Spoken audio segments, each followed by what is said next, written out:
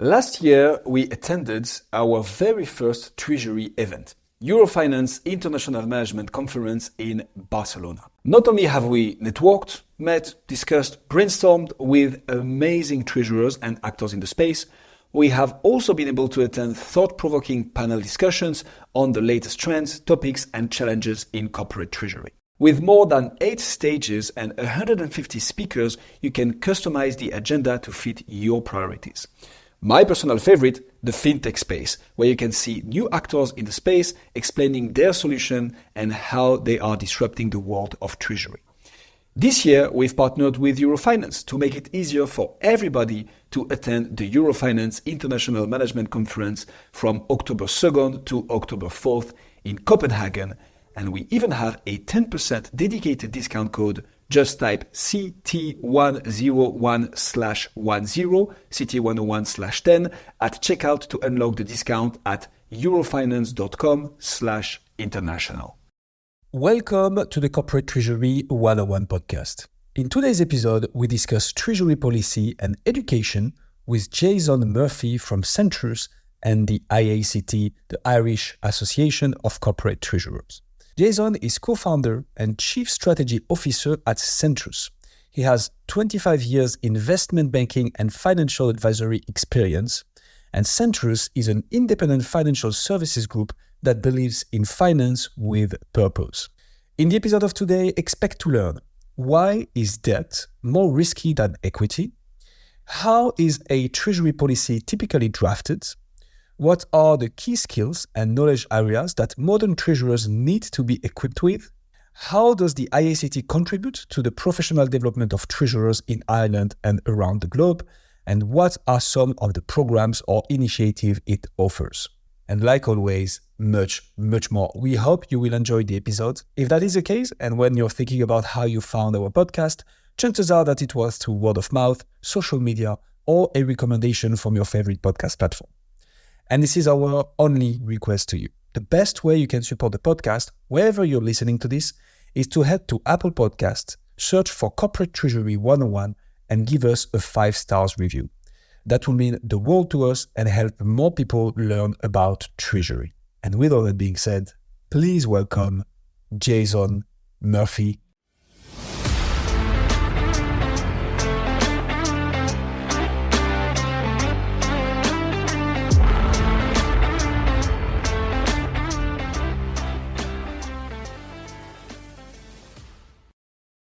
Jason, thank you so much for coming on the Corporate Treasury 101 podcast. We are going to talk about today treasury policies, treasury education, and the last one, I'm not going to spoil it, but stay till the end of the episode to discover which one.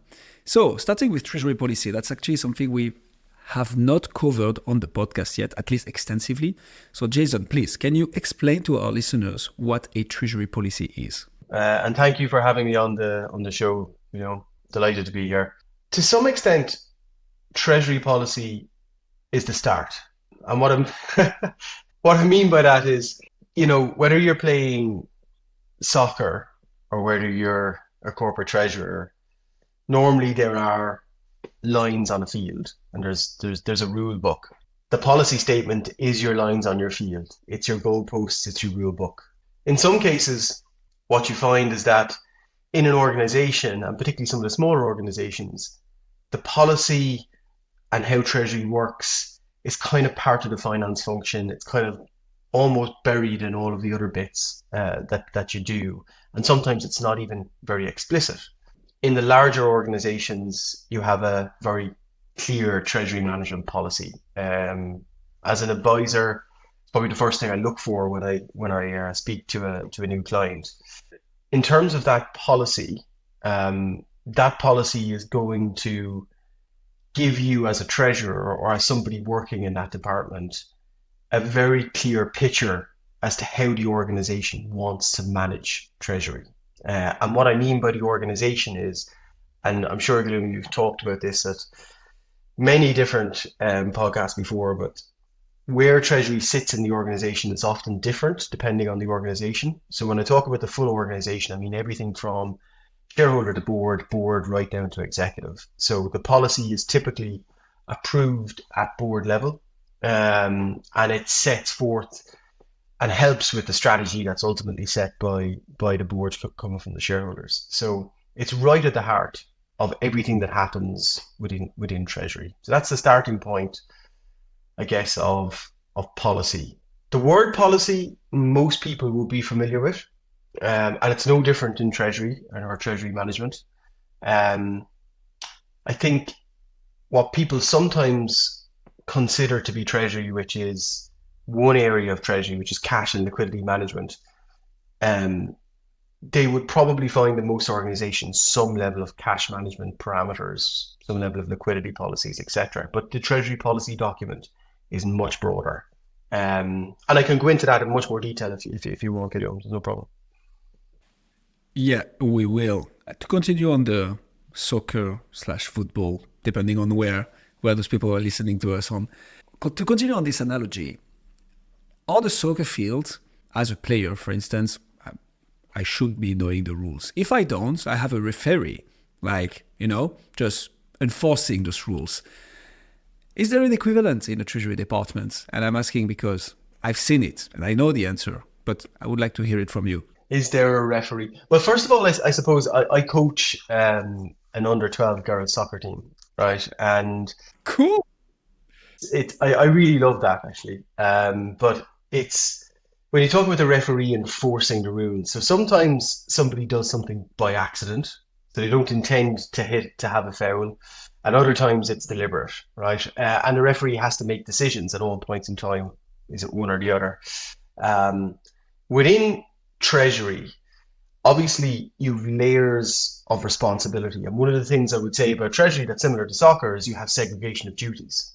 So you definitely don't want your midfield doing what your defense is supposed to be doing, and et cetera, your goalkeeper running out and scoring a goal at the top end unless it's last second. So within the Treasury area, clearly you have an interaction with compliance and the compliance department, and often one of the major risks that we talk about, and that sits inside the Treasury management policy, is the legal and regulatory policy, because that helps you to manage legal and regulatory risks within the organization that pertain to Treasury. So you will have a policy statement around legal and regulatory policy and all of those different risks. So compliance sits there, but also typically a treasurer would report to the CFO or to the board, and they also have an oversight responsibility as well. That makes lots of sense. I guess the rules book in a soccer environment, let's say, is also here to make it equal wherever you play football, soccer. When it comes to Treasury, a Treasury policy can vary from department to department. Obviously, treasurers are the custodians of cash, but also the risk managers, if not risk mitigators.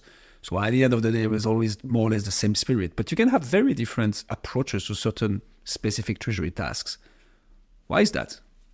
One of the big reasons is risk appetite. And it's one of the big reasons that things change. We talk about this when I'm lecturing in Treasury all the time about the risk appetite of the board. One of the most basic areas that treasurers get involved in is the capital structure strategy. And part of that is this determining how much equity and how much debt you want in your capital structure. The risk appetite, again, of the board comes really to play on that, because obviously if the board are less risky and want to take less risk, they'll have less debt in the capital structure, notwithstanding the fact that debt's typically cheaper from a weighted average cost of capital perspective. So that risk appetite piece really has a key part to play. And if you think about it, it's very analogous to soccer as well, because the footballing philosophy of a Manchester City might be very different to the footballing philosophy of a West Ham or a Paris Saint-Germain. And when you think about that in that context, that philosophy coming down, that risk appetite, whether you want to play 5 up front or 1, that has a major impact on the type of policy you set and the parameters upon which you want the people within the Treasury function to operate. So now I'm going to ask a very, very newbie question, but it's genuine from my side. Why, in the explanation you gave, it feels like debt is more risky than equity? Well, if you're an owner of a company, you are the equity, okay? So normally you're in control. and you're making all the decisions. If you receive additional equity capital sits alongside you. Typically, if it's the same type of equity, takes the same risks you do, but typically equity doesn't have a hard repayment date, nor does it have a defined interest cost or sum that you have to pay. So if you increase the debt in your capital structure, you are increasing these hard repayment dates on which you must give the capital back. And by definition, from a liquidity standpoint, as well as everything else, and refinancing risk, etc., you're increasing the risk in the capital structure, because at some point, if you can't pay back that debt, the debt holders may enforce, especially if they've got security, and equity, because debt sits ahead of equity will lose out. So that's why, from an equity standpoint, typically when you are taking on debt, the more debt you take on, the more risk you're considered to be taking within your capital structure. I love that. And then you mentioned debt is eventually cheaper. Is it because a shareholder might ask for more dividends than what a debt will cost for the same amount? In the very first principles, debt is typically cheaper because it sits ahead of you in the waterfall to get paid back. So by definition, it gets its money back faster than you would. So when you're clearing your capital structure, you clear your debt first, then your equity. So by definition, debt tends to be, if you're a debt holder, and now we talk about it from the perspective of the debt holder as opposed to the company. And this is something that I spend a lot of time talking to my students about, because you get confused when you're talking about it. Am I looking at it from the perspective of the person providing the capital or receiving the capital? So when I'm the person providing the capital, then I can charge less if I'm debt because I sit ahead of equity. From the company perspective, obviously that means the cost of that capital is typically lower, but also what we often find is that interest cost on debt is tax deductible, whereas obviously dividends come after tax. I love that. Okay, sorry for that tangent, but that's super interesting. So, and I'm also going to keep the football analogy because I just love it. My next question is, why is a treasury policy important? Because I could be like, you know what, let's just go free for all. Everybody goes on the field and just shoot in the ball as hard as you can, and you send some cheeky tackles and so on. Why would a treasury policy be important? And maybe to add a bit of actually serious flavor to this, there is regulation. We anyways, as treasurers, eventually know what we can and cannot do because it's the law, right, on the country or international laws. Why is a treasury policy important? If you take one example from a policy point of view, let's take what I would call your borrowing and refinancing policy that sits inside your typical treasury management policy. That borrowing and refinancing policy will normally, by the board, set you a borrowing limit, which means that without that limit, you're leaving it free to the treasurer to continue to keep borrowing until such time as he gets to a point where he or she can't borrow anymore, and you've highly levered the company. So you've probably taken on more risk than the board wanted you to. So you don't want people running off doing that. Similarly, but conversely to that, you could sit there and say, without a liquidity policy, we will allow our cash balances to fall to zero. Whereas a typical good liquidity policy will give a minimum cash balance in the organization that typically, on average, will cover 25% of fixed costs. So about a quarter of your annual fixed cost base in cash held to show that you have some level of liquidity in your business.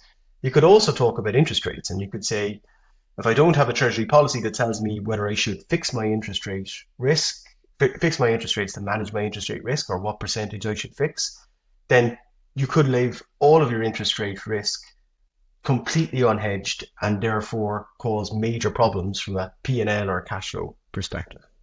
Quite topical. Is there a certain size as of which a company must have a treasury policy? And here, I mean, obviously you want a treasury policy as soon as you have a treasury department, I guess. But are there stages where it's much more critical to have a strong treasury policy in place and enforced eventually, compared to another size where it's like, okay, we have so much on our plate anyways, it's a department of one person, so it won't necessarily happen. How does it work, company size-wise? Yeah, I mean, that's a really good question because firstly, I would say a treasury management statement or policy all companies should have. And even if they're one person company, they should have something upon which they sit there and say, I'm going to look at all of these risks and I'm going to determine in my own, even if I'm on my own, how I'm going to manage those risks. So I'd say treasury policy or statement for every company. However, the size of that policy and statement, is it a one pager or is it a 25 pagers? Often some of the treasury management policies we work with clients on can be 30, 35 pages long. So is it a one page or a 35 pager? Often depends on the complexity of the treasury environment that you're in. So how many financial market risks are you trying to manage within that environment? Do you have debt? Remember, some of the biggest companies in the world are very cash rich. They have no debt.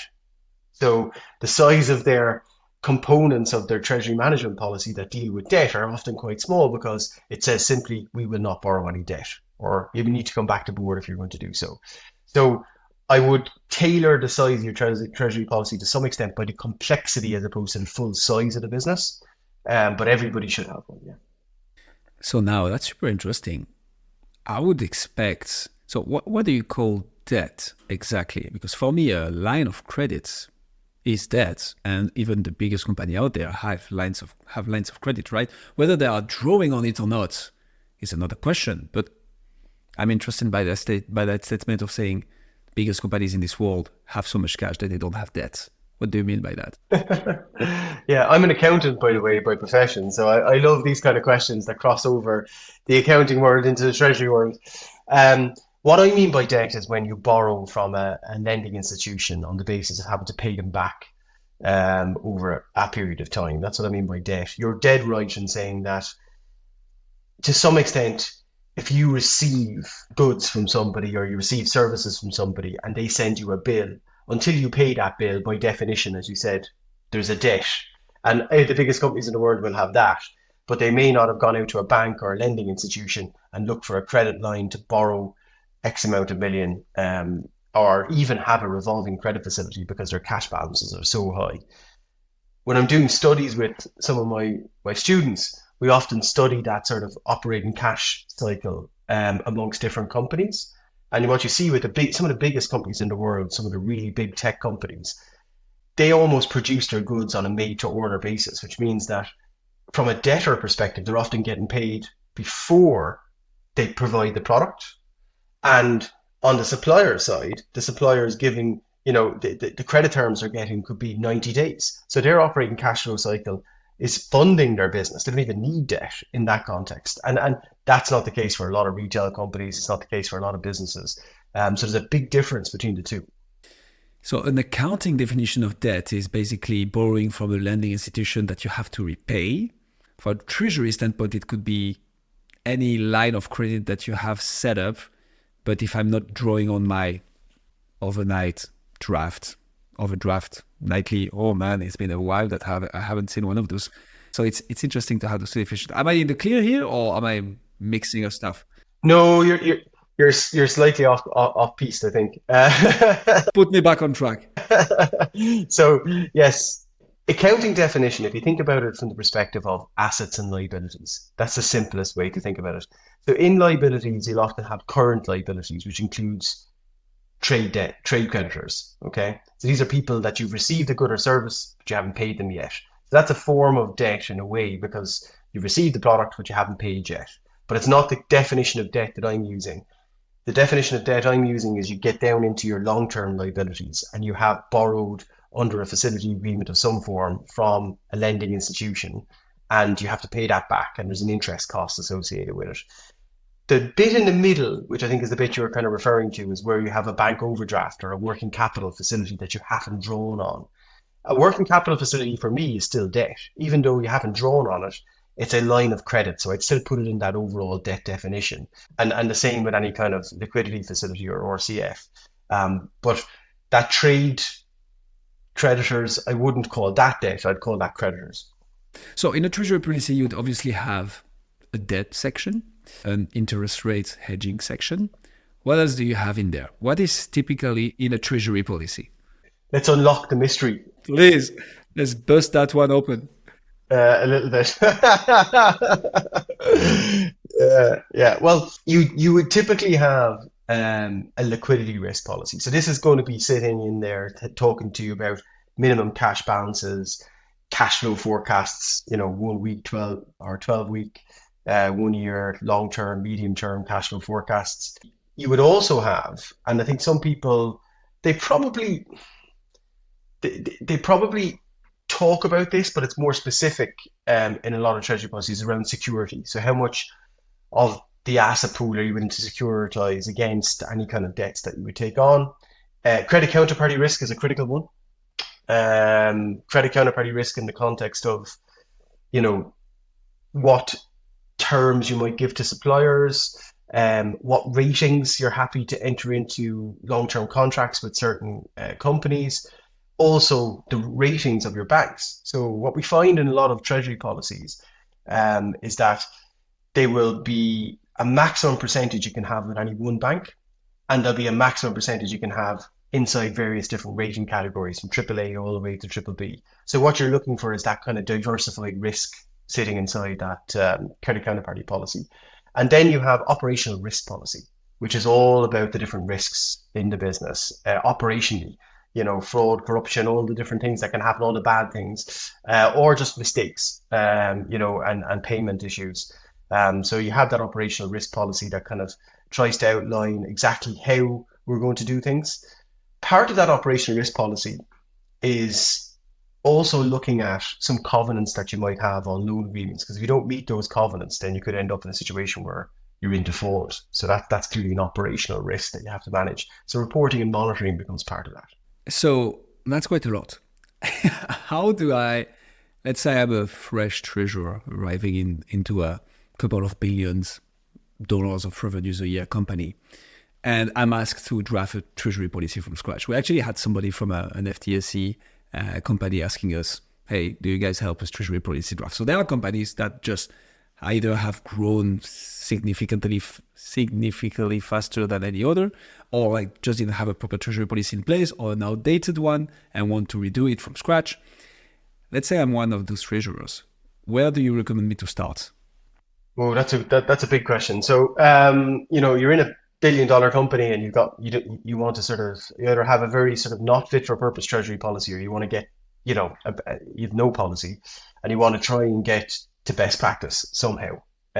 So most obvious place is hire an advisor who can bring all that best practice to play, because they will have seen it across multiple different organizations. They will have their own probably standard templates they can bring to bear and help with that.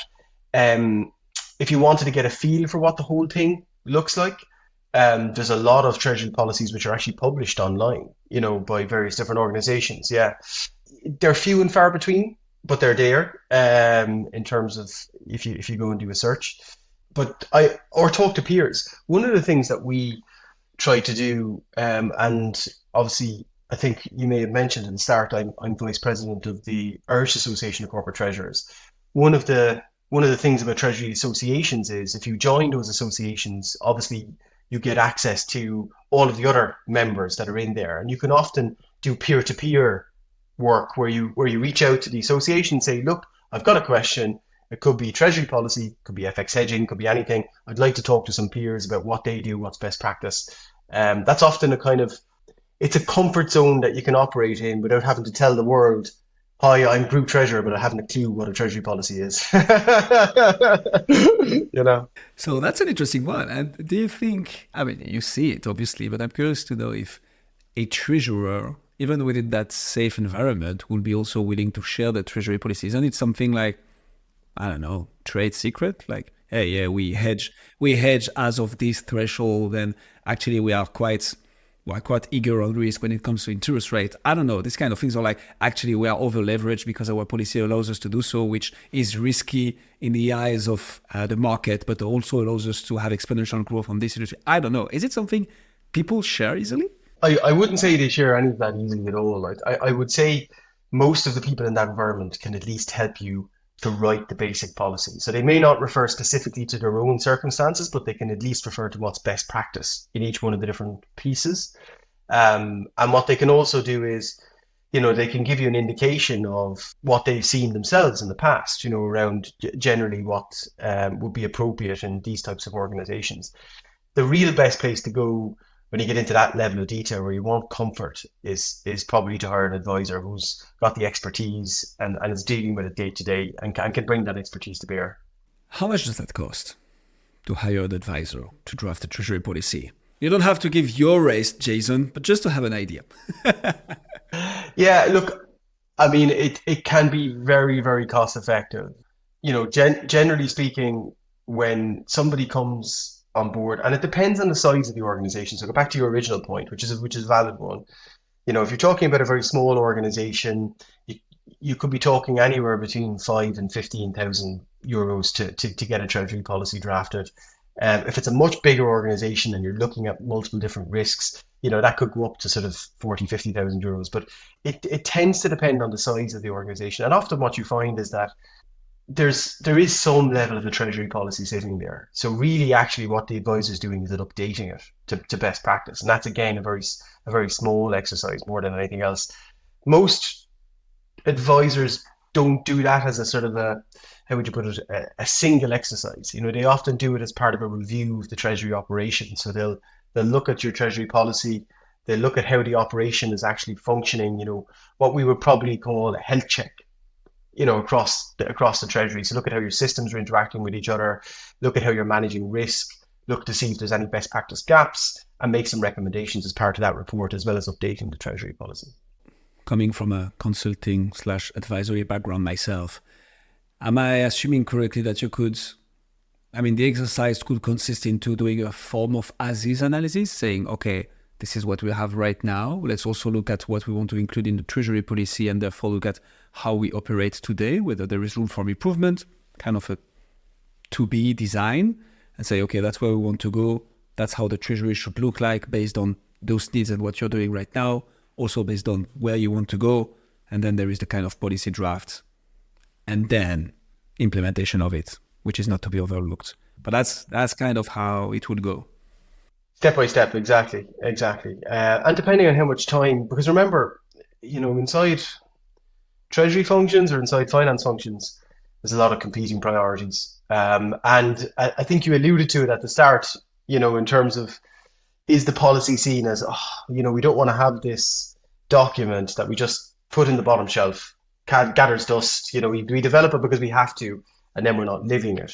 I think that's a dangerous place to be, because there's a whole set of rules in that, and if you're not familiar with it, you'll break them. So, I think if you're going to go to the trouble of doing it, you live it. But often what we find is that it steps, with organizations, what you find is a new treasurer comes in, where there's been an older sort of grouping of treasurers for maybe the last 20, 30 years.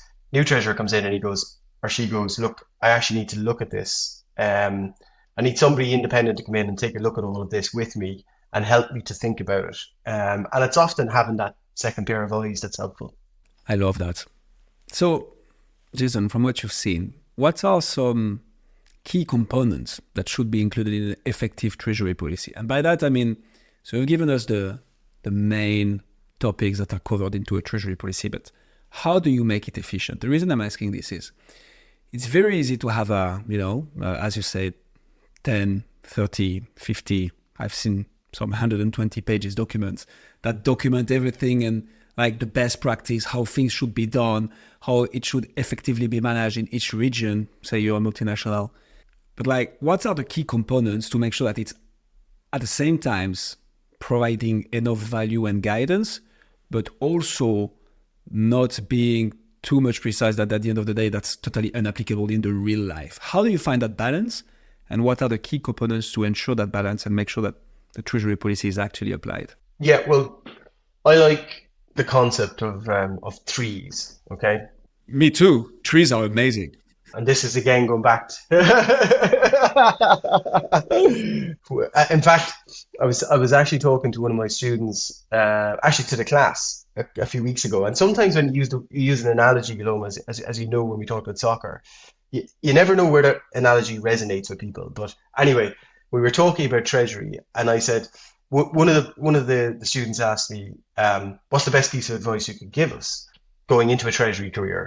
And I said, it's like an analogy that was given to me by a very good friend of mine who's French, and must be good advice. And he said to me, Jason, he said, whether it be in treasury or in your career, you need to think about it this way: never be an oak tree, always be a bamboo. He said, because the oak tree, it's stubborn, it sits there, it's not nimble, it can't move, whereas a bamboo just blows with the wind, and that's what you need to be. You need to move and be nimble with the wind. And I always thought that was a really good way of thinking about sort of, how to adapt in careers and life and stuff. But anyway, how I got onto that was the tree. So the 1, 2, 3. So I like trees, right? And when I'm talking to the students about the whole area of treasury, I break it down into 3 buckets, okay? And I think treasury policy, very simply, can be broken down probably into 3 buckets. So 1 is cash and liquidity management. 2 is financial risk management. And 3 is capital structure financing, okay?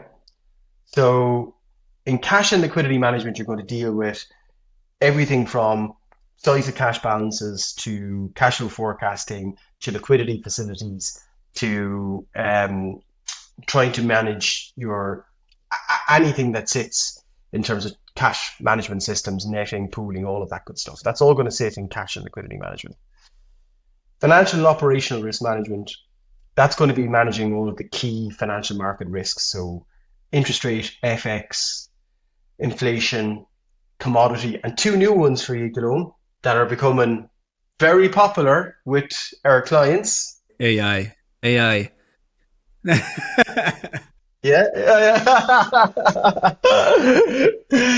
That's more popular in terms of risks in the education sector. We'll come on to that, but 2 new ones that we're constantly coming across now: power price risk management, power price risk management.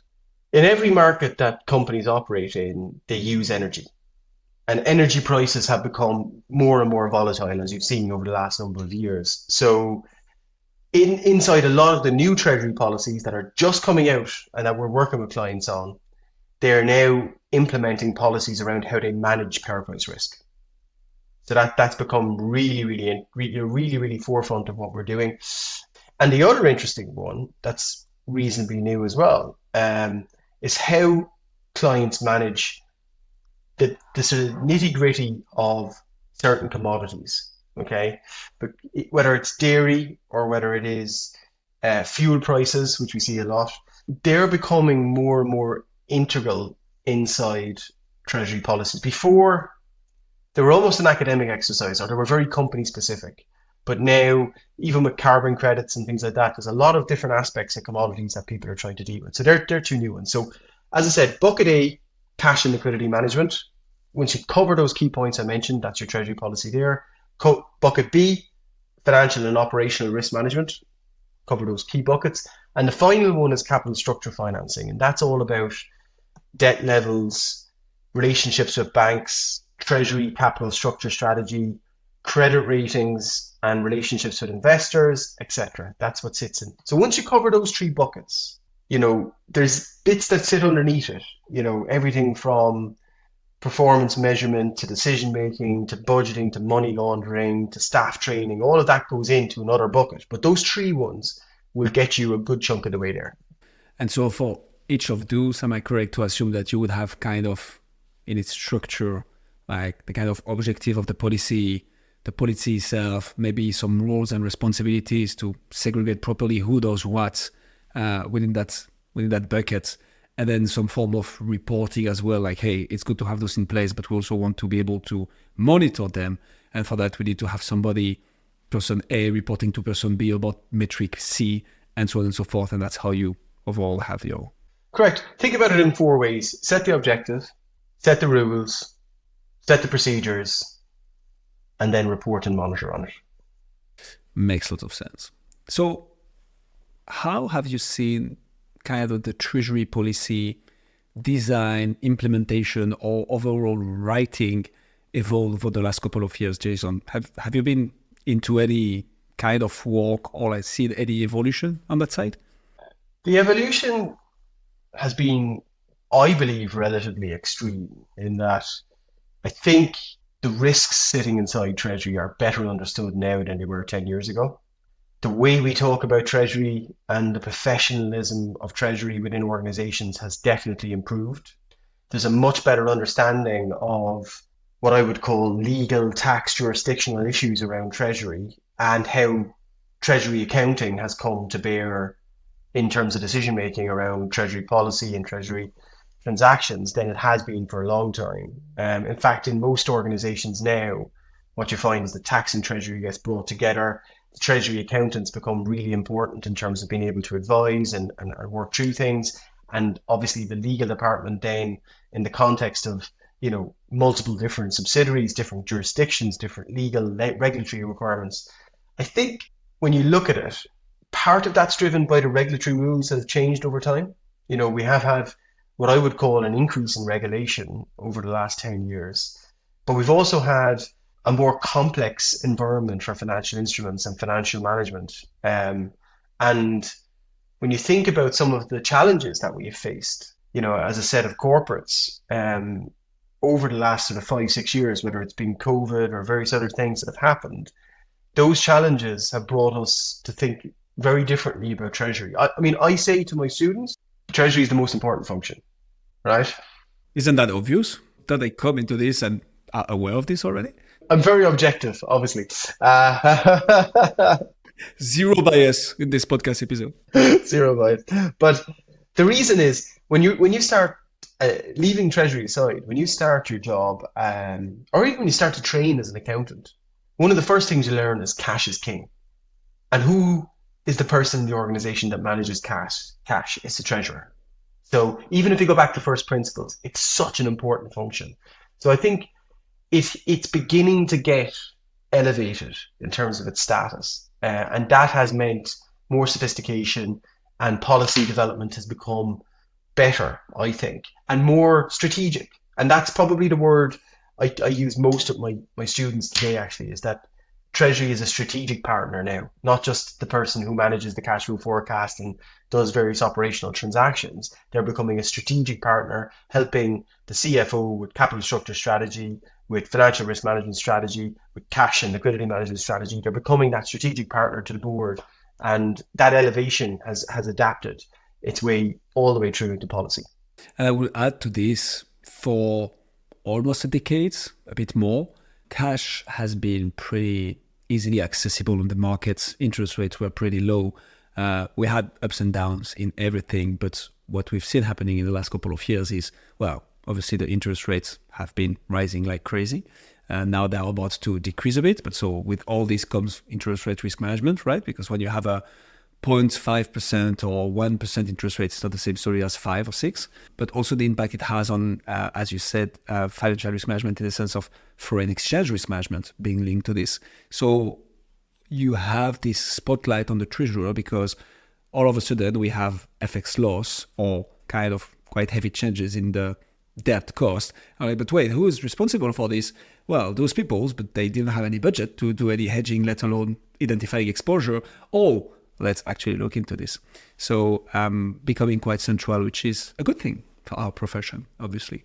And probably, Gideon, just to add one thing to that we've seen in the last 12 months become much more highlighted in Treasury management policy is the area of performance management, performance measurement, I should say, really. Because for a long time, treasurers were not measured on return on cash because it was either negative or zero. For a long time, whereas now treasurers are expected to be able to optimize their cash balances, get decent, interest rate returns on that cash, and that has to be brought to bear in the policy in terms of what's the expectation and how deliverable is it. Wow, that's interesting. So have you seen treasurers getting this as a KPI? I don't know, in their yearly. Yes, absolutely, and in fact, even within policy, there would be an expectation of a minimum return based on where rates are, etc. Yeah, that's pretty cool. Definitely a topic for a future episode. Who knows? Jason, changing gear a bit, and you've mentioned it a couple of times. You have students. Let's talk a bit about Treasury education. And I like it because it links a bit with Treasury policy in the sense of training people so they can properly apply Treasury principles and execute on Treasury. In your view, where does the Treasury education stand today? It's a really good question because it's something I think about a lot, right? As a lecturer in the area, I challenge myself at the start of every academic year to provide a level of education to the students that's very practical. So that's my biggest challenge. Yes, there are academic principles, like in every single discipline, that you have to understand, for sure. And there's a reason you have to understand them. But the challenge I set myself every year is, how do I make this practical? How do I ensure when students leave this classroom and they go for a job interview or they end up in a finance department, they've learned something that they can apply in principle, right, to that organization. That is a really big challenge. And when you think about the academic side of Treasury, and I'm not saying that it's necessarily that different to anywhere else, but, one of the sort of very, very starting points of any lecture I give in the area of financial risk management is I look at a graph of the, say, for example, sterling euro exchange rate. And I'll look at that graph over the last 7-8 years. And I'll say to the students, I'll identify where the peaks and troughs are. So where the real volatile movement has happened. And we'll have talked probably for about half an hour on all the reasons that FX rates move, right? So the academic 6 reasons, key reasons they move.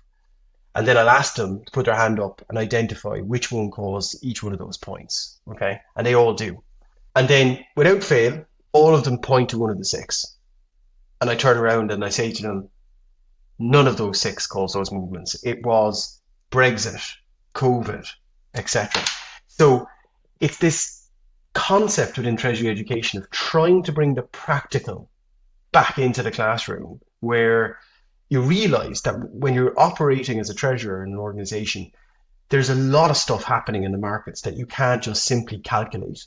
You have to understand how the markets work, how risks happen, how risks materialize, and then apply those in a practical way. So a long-winded way of saying, the status of Treasury education, I feel, is probably not practical enough right now. And that is the biggest challenge that I think we all face.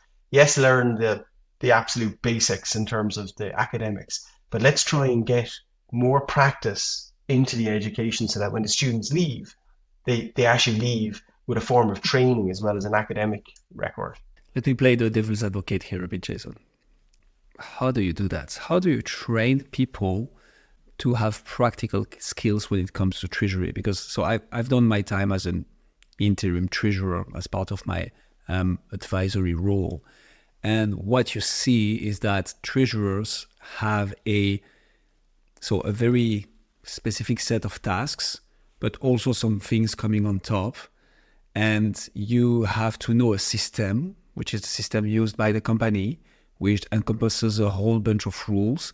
At the end of the day, some maybe less advanced treasury departments, you end up spending part of your day just keying in some information or bank account details or payments. Speaking of experience here, like the practical is actually just knowing how to navigate your TMS, or even how to be super efficient in Excel, because you end up downloading this bunch of reports that are in CSV and you need to transform them into properly workable format. You see where I'm going here? Like, how do you do that in a curriculum saying, hey, the reality of the treasury world is this, so this is what you need to be able to do, and here is how you can, because I guess the students of yours also want to grow, so then this is how you put your hands up and say, hey, I can do this, or let me take initiative on that. How do you practically do that in realistic terms? Yeah, I mean, as I said, it's a challenge I set myself every year, and it's very, very difficult. When I talk in the classroom about credit ratings, I don't talk about it in the context of, here's the S&P methodology, here's the Fitch methodology, here's some ratings that have been done. I talk about it in the context of actual real life examples and why Fitch or S&P have made certain calls in terms of that rating criteria on those companies. So why is that? And why is that different? And then compare and contrast. So we use cases to help the students to kind of really see the real world examples of things as opposed to the pure academics. That's one way. The other way is interaction. Often in the classroom, we sit there and we talk about why certain things are academically a particular way and why they might actually be different in practice. So it's really getting the conversation flowing.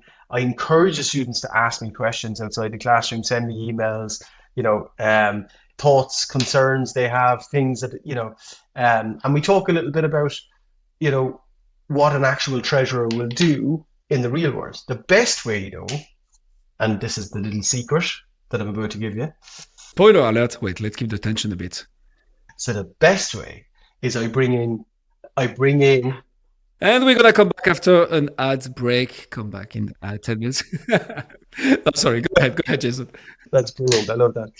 The best way is I bring in guest lecturers who are treasurers, and they talk about a day in their life, and they talk about the real world of getting up every morning and what they face and what they don't face, and then they take questions and answers from the students. I think that really brings the academic into practice. But it's a huge challenge.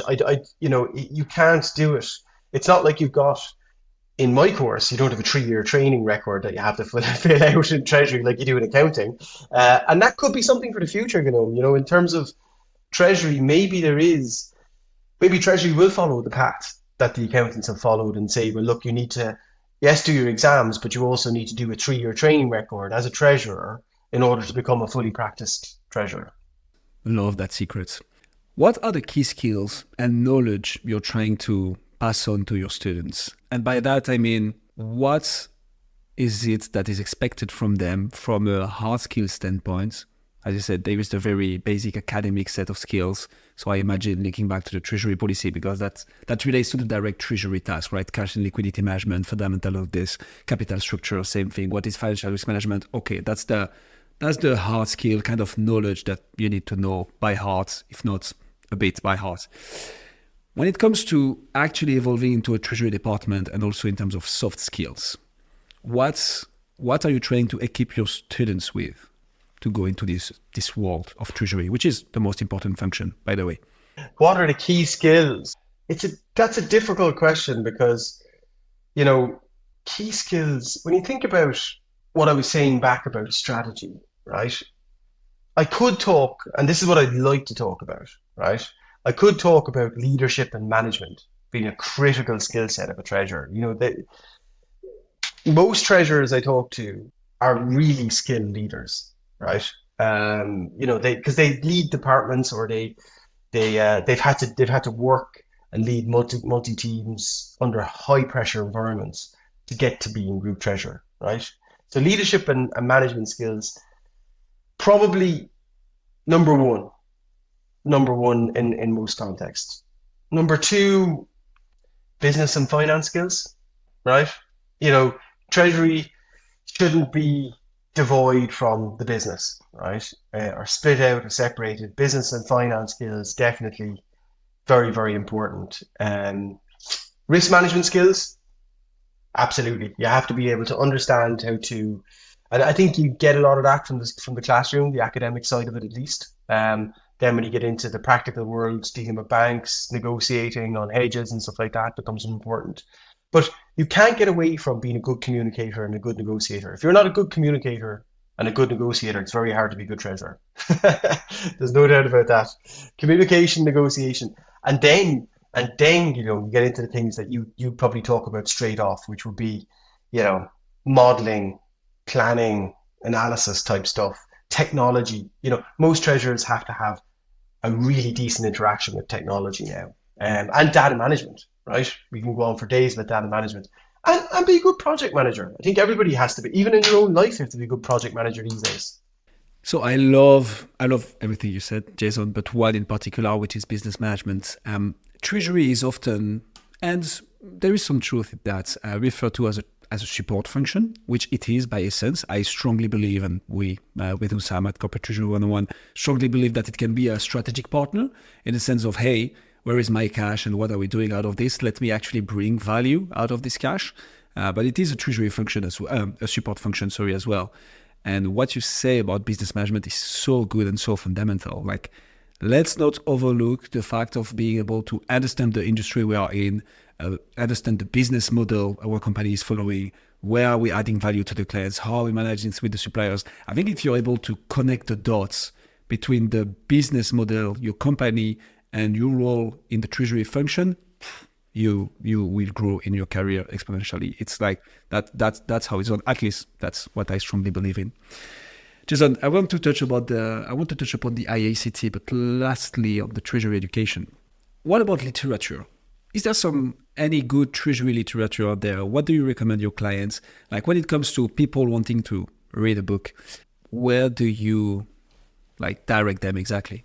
There are lots of books that are out there. They cover the academic components of treasury, right? So they'll explain to you how an interest rate forward is calculated, how you calculate 4 points on an FX forward and things like that. And they talk about cash management and netting and pooling, etc.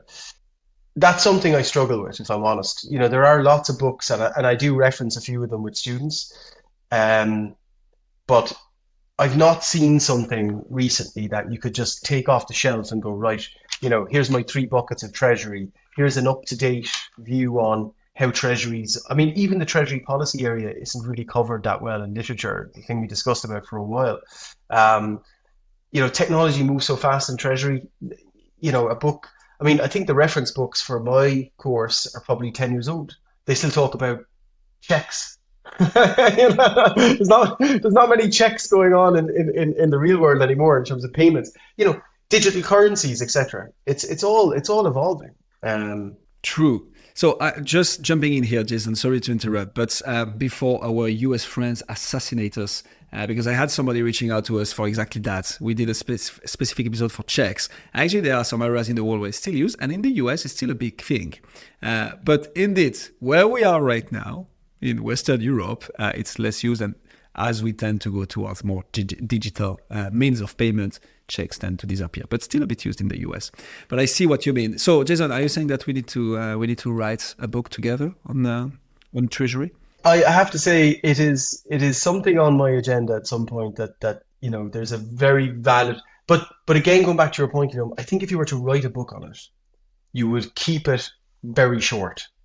You would actually go to first principles, and the practical components of being a treasurer, as opposed to all of the academic stuff, because the academic stuff is covered to some extent out there, but something that's really practical, really, and almost the kind of thing where if you walked in today as group treasurer, it was your first day as group treasurer, what are the key things you need to cover off in that first sort of 90 days that you're in that role?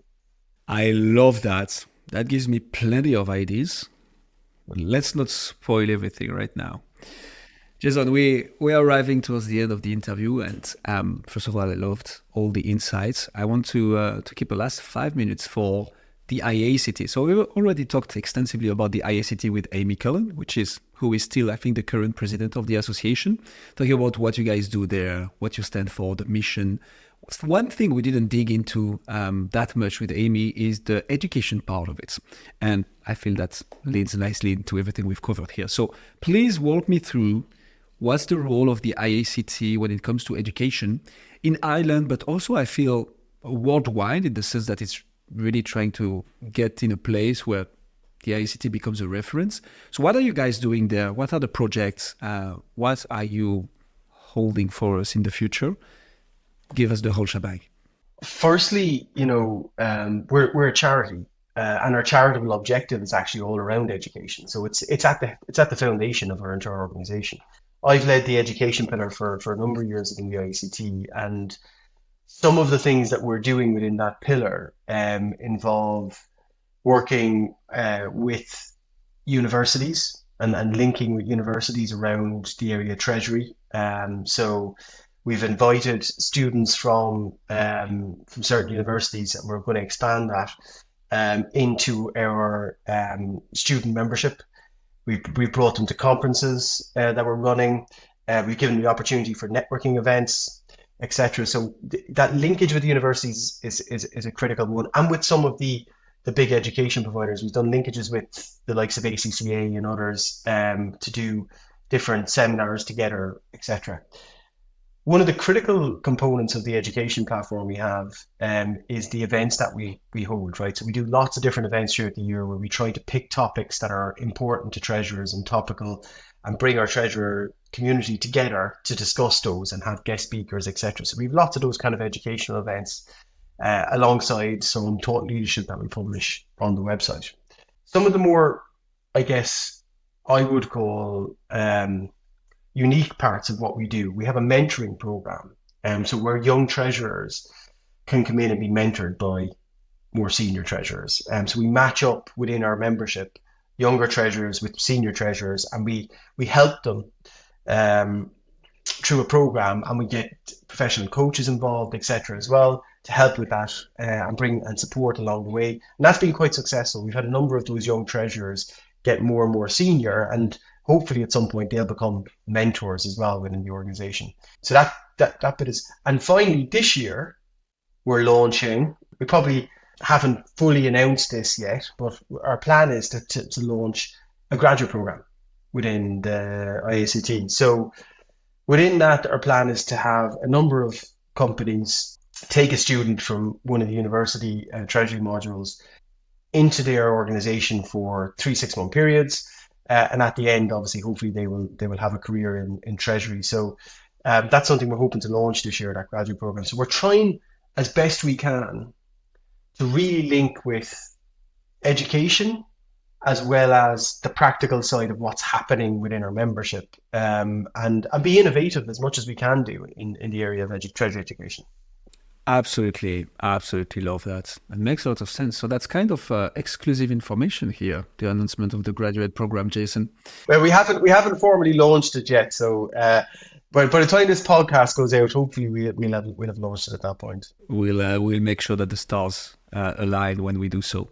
And to link it back with one of the things you said that you do with your own teaching, I guess having those treasurers handy that can actually spread this knowledge, this know-how, is like a huge advantage for the IACT, because it's basically a gathering of like big A-game players, kind of treasurers, especially since Ireland is quite a hub for that. So anywhere you can go, you who are listening to this, where there is a concentration of treasurers, there is such a concentration of knowledge that goes along with it, and that's how you can eventually learn a lot from. So definitely not only the treasury education space, but also getting mentored. And I love this program. I didn't know about it. Actually, that's really, really cool. I guess also in terms of career growth, being accompanied by somebody who is more senior than you, who have been there, done that, and like steering you in the right direction. That's pretty cool. Jason, I think that was an absolute masterpiece on 3 topics, actually: treasury policy, treasury education, and the IACT. Thank you so much for coming on the show. Anything that we didn't mention among the different topics we've touched upon that you want to add? No, other than I think, it's important for people who have an interest in treasury to have a way of discussing something that's interesting with peers, with networks, etc. So I think as a community in treasury, the more we can network with each other, the more we can talk to each other, the more we can advance treasury as a profession. So I would encourage everybody out there who really loves this topic, who really loves the area of treasury, to spend time with their peers, to spend time with their networks, and to talk about issues, opportunities, etc., so we can advance the profession as best as possible. Jason, if people would like to know more about you, we didn't talk about it. We touched upon it in the introduction of this podcast, but you're also the co-founder and a CSO at Centrus. If people want to know more about you, Centrus, the IACT, whatever you're doing at Trinity College Dublin, which is where you teach students about treasury, where should people go? Reach out to me on LinkedIn. I'm easy to find, or send me an email, jason.murphy@centrusadvisors.com. I'm sure you can stick it up on the podcast. An email, or reach out to me on LinkedIn. Delighted to talk to people. Amazing. Jason, thank you so much. Thanks again, Guillaume.